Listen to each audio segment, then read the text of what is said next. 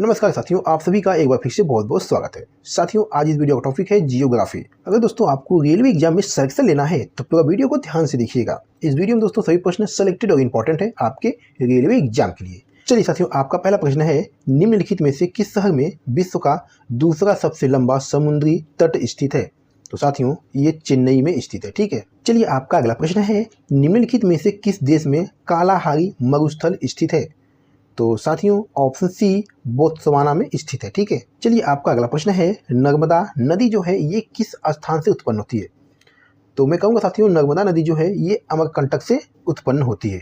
ठीक है, आपको याद रखना है। चलिए आपका अगला प्रश्न है, ग्रेट बैरियर रीफ कहाँ स्थित है? बहुत ही अच्छा प्रश्न है साथियों। ग्रेट बैरियर रीफ कहाँ स्थित है? मेरे प्यारे साथियों, अगर आपको वीडियो पसंद आ रही है तो वीडियो को लाइक, चैनल को सब्सक्राइब जरूर करिएगा दोस्तों। ठीक है, तो इस प्रश्न का सही आंसर दोस्तों ऑप्शन सी हो जाएगा, ऑस्ट्रेलिया में स्थित है। ठीक है, चलिए आपका अगला प्रश्न है, सियाचिन हिमनद निम्नलिखित में से किस घाटी के निकट स्थित है? तो ये नुब्रा घाटी के निकट स्थित है। ठीक है, ये आपको याद रखना है। चलिए आपका अगला प्रश्न है, दक्षिणी अफ्रीका के घास के मैदानों का नाम क्या है? बताइएगा क्या बनेगा साथियों इस प्रश्न का सही आंसर। दक्षिणी अफ्रीका के घास के मैदानों का नाम क्या है? तो साथियों ये वेल्स नाम है, यानी ऑप्शन सी आपका बिल्कुल सही जवाब हो जाएगा। चलिए साथियों आपका अगला प्रश्न है, हरित क्रांति भारत की किस पंचवर्षीय योजना के दौरान आरंभ की गई थी? तो साथियों हरित क्रांति जो है ये तीसरी पंचवर्षीय योजना के दौरान आरंभ की गई थी, ये आपको याद रखना है। चलिए साथियों आपका अगला प्रश्न है, पृथ्वी के दोनों ध्रुवों को छूने वाली काल्पनिक रेखाएं क्या कहलाती हैं? तो साथियों ये देशांतर कहलाती हैं। ठीक है, चलिए साथियों आपका अगला प्रश्न है, निम्नलिखित में से किस तिथि पर उत्तरी गोलार्ध में ग्रीष्मकाल अयनांत को देखा जाता है? तो ये साथियों आपका 21 जून को देखा जाता है। ठीक है, चलिए आपका अगला प्रश्न है, निम्नलिखित में से कौन सी हवा बर्फ भक्षक के नाम से जानी जाती है? बताइएगा क्या बनेगा साथियों इस प्रश्न का सही आंसर। कौन सी हवा बर्फ भक्षक के नाम से भी जानी जाती है? तो ऑप्शन बी चिनूक हवा को दोस्तों बर्फ भक्षक के नाम से भी जाना जाता है। ठीक है, आपको याद रखना है। चलिए साथियों इस प्रश्न का सही आंसर देने का प्रयास करिएगा। एक स्थल डमरू मध्य क्या है? बताइए क्या बनेगा इस प्रश्न का सही आंसर। एक स्थल डमरू मध्य क्या है? तो साथियों दो जल निकायों को अलग करने वाला भूमि की एक संकरी पट्टी है दोस्तों। ठीक है, दो जल निकायों को अलग करने वाला भूमि की एक संकरी पट्टी है। ठीक है, ये आपको याद रखना है। चलिए मेरे प्यारे साथियों आपका अगला प्रश्न है, भारत मानक समय तथा ग्रीनविच माध्य समय के बीच समय का अंतर कितना है?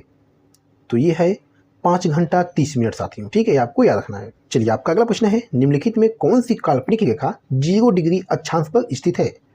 ऑप्शन ए भूमध्य रेखा। ठीक है, चलिए साथियों आपका अगला प्रश्न है, निम्नलिखित में से कौन सी भारतीय नदी पश्चिम की ओर बहती है तथा अरब सागर में गिरती है? तो ये नदी है साथियों नर्मदा। ठीक है, ये आपको याद रखना है। चलिए आपका अगला प्रश्न है, पृथ्वी को क्षितिज के समांतर घेराव करने वाली काल्पनिक रेखाएं क्या कहलाती हैं?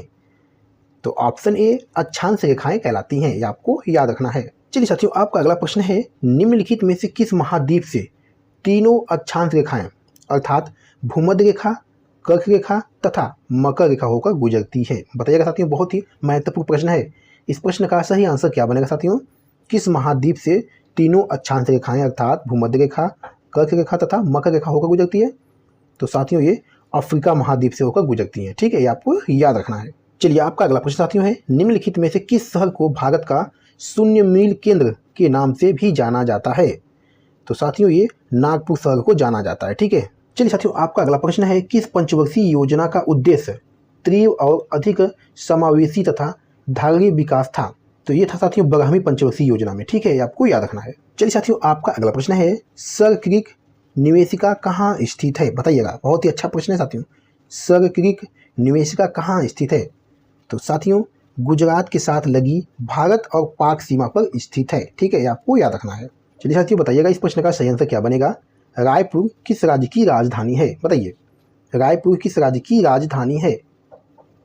तो मैं कहूँगा साथियों ये छत्तीसगढ़ की राजधानी है। ठीक है, चलिए साथियों आपका अगला प्रश्न है, नामधापा नेशनल पार्क कहाँ स्थित है? बताइएगा नामधापा नेशनल पार्क कहाँ स्थित है?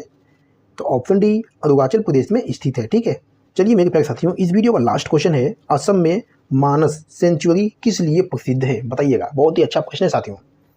असम में मानस सेंचुरी किस लिए प्रसिद्ध है? तो मैं कहूँगा साथियों ये हाथियों के लिए प्रसिद्ध है, यानी ऑप्शन ए आपका बिल्कुल सही जवाब हो जाएगा। ठीक है, तो मेरे प्यारे साथियों वीडियो को यहीं पर समाप्त करते हैं।